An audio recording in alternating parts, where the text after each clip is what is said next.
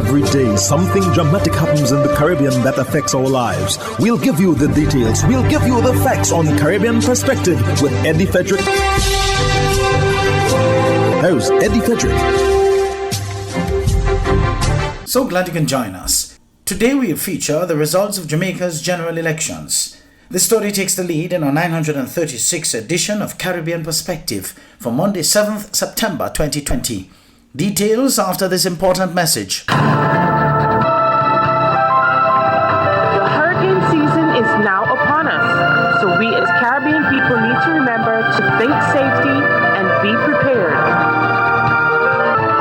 Avoid venturing outside during a storm or hurricane, especially if there are strong winds. Rooftops and other debris are often blown about and can cause great damage.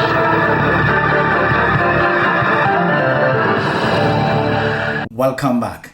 Jamaicans held their general elections on Thursday, 3rd September, which resulted in a landslide win for the ruling Jamaica Labour Party, the JLP.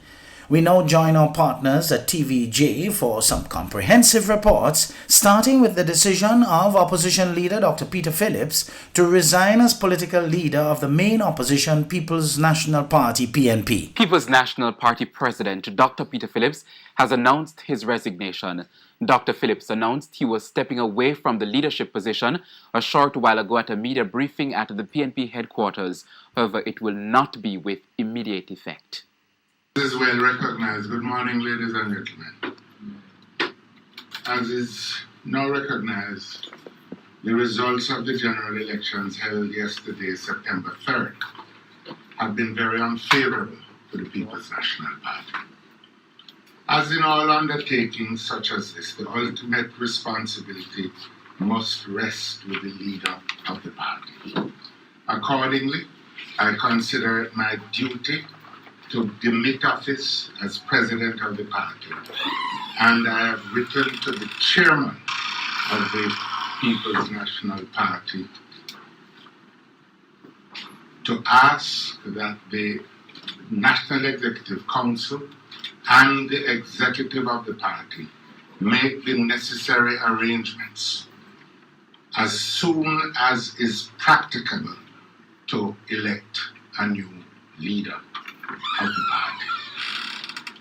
I would like to thank all those who voted yesterday for the People's National Party. I would also like to thank all those who worked on the campaign. Many of them, indeed all of them, went way beyond the call of duty to support the People's National Party's efforts in the field. The party has many lessons to learn from the experience. I expect that the executive will shortly establish a review committee to analyze the causes of the defeat and to chart a path for rebuilding. I'd like to say in closing that I have had, over these past 4 decades, a tremendous opportunity to serve my country and my party in giving public service. And I relish this and certainly will do all I can to ensure a smooth transition of the leadership of the party and a swift rebuilding of the People's National Party so that it can continue to fulfill its historic mission on behalf of the people of Jamaica. Thank you very much. Dr. Peter Phillips there announcing that he will demit office as president of the People's National Party.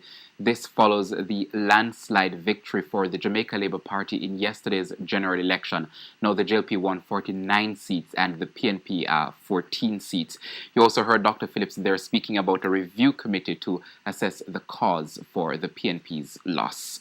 Meanwhile, PNP President Dr. Peter Phillips was a no-show at the party headquarters last night. Party officials, however, put on a brave face to address the media.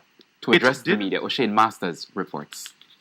Started coming in that disappointed supporters who had converged at the PNP party headquarters started to leave.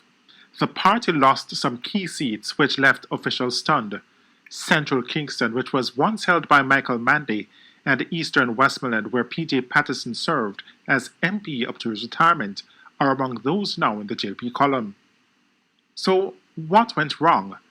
The party's co-campaign chairman, Philip Paulwell, says the party will have an assessment in the coming days. No, listen, all of us will have to accept full responsibility. I, as director, co-director, I have to take full responsibility for my own role in this campaign.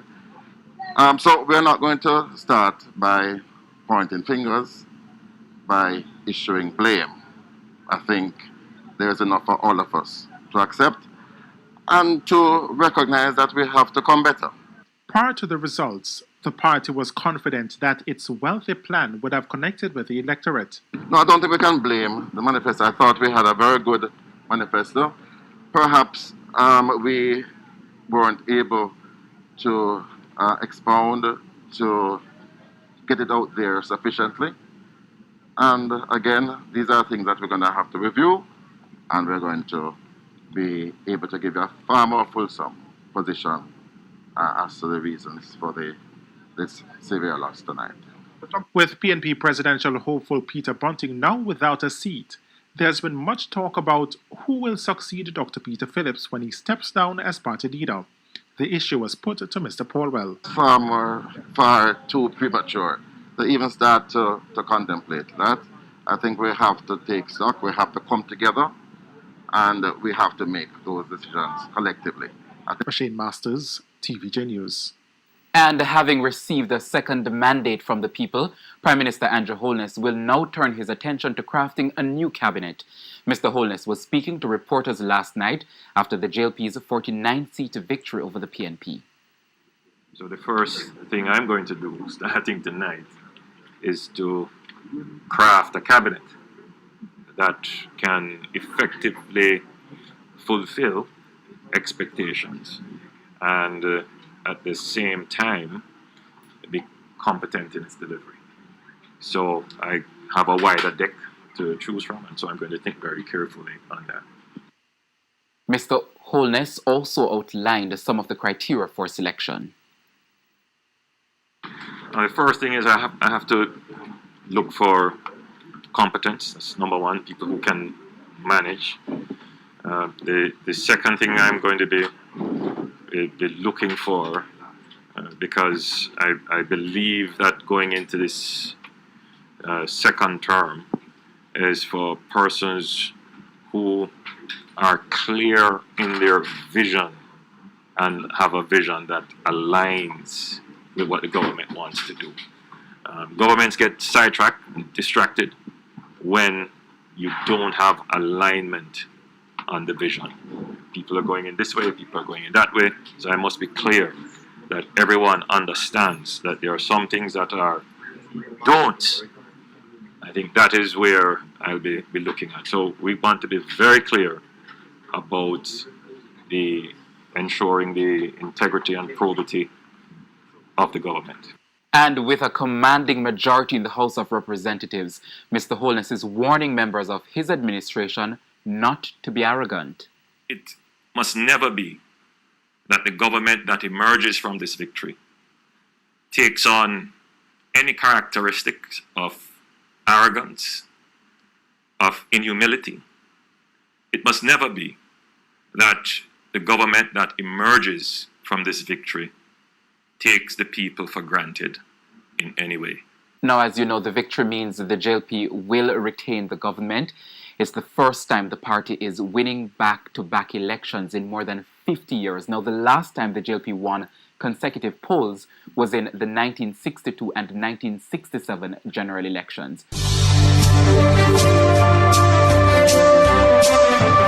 You're listening to Caribbean Perspective with Eddie Frederick.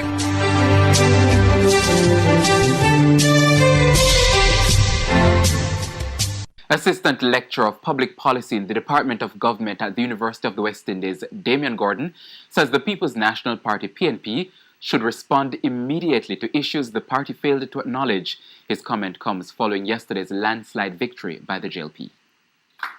Last night, the Jamaica Labour Party, JLP, won the general election with 49 seats The JLP's landslide victory has highlighted some key areas which some critics believe should be addressed by the PNP.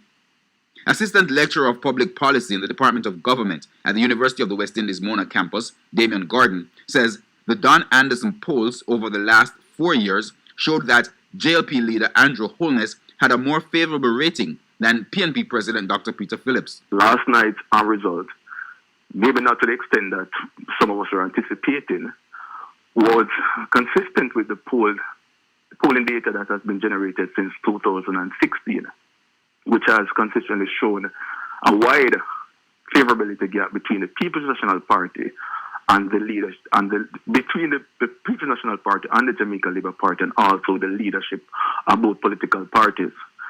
He says previous polls also revealed two main issues which the PNP ignored. The Jamaica Labour Party was consistently seen as being better at governing, and the JLP's leadership was also seen as being more attractive. I'm not sure the People's National Party responded to those issues forcefully. And I think that every opportunity that the party got to respond to some of these issues, the party to reform and renew the party squandered those opportunities. And I think the party paid dearly. Westmoreland was known as a PNP stronghold. However, the PNP lost all 3 seats in the parish. Mr. Gordon argues that this could not have been as a result of the impact of COVID-19 and a lower voter turnout. He believes there are other factors responsible and the PNP must respond. But clearly there are other issues at play. There seems to be a widespread disaffection, even among persons who identify themselves as PNP supporters, with the party. The party has to respond. Jamaican politics is leader-centric. People will vote for a political party based on the perception of the leader. And equally, a good leader will help candidates, and a weak leader or an unpopular leader may also bring down candidates. So that has to be answered immediately. The leadership question has to be settled immediately. Herman Green, TVJ News. Meanwhile, was the fear of COVID-19 a major contributing factor to the turnout in the polls? Pollster Don Anderson does not believe so. He says based on the voter turnout percentage from the EOJ, it was fairly good. The turnout seems to be fairly good, and therefore, one cannot, there's no basis on which we can scientifically assess the extent of the COVID factor. The weather was good, so that's not something anybody can speak to. The weather was good all day. So it's difficult to assess, except to say that nationally, there's total dissatisfaction with the People's National Party and what has taken place. And I think this really must be the single, you're going to break it down some more, but this is the single most important factor that one can ascribe to this massive defeat of the People's National Party. Now, the voter turnout for yesterday's general election was roughly 37%. In 2016, at the end of that general election, the turnout was roughly 48%.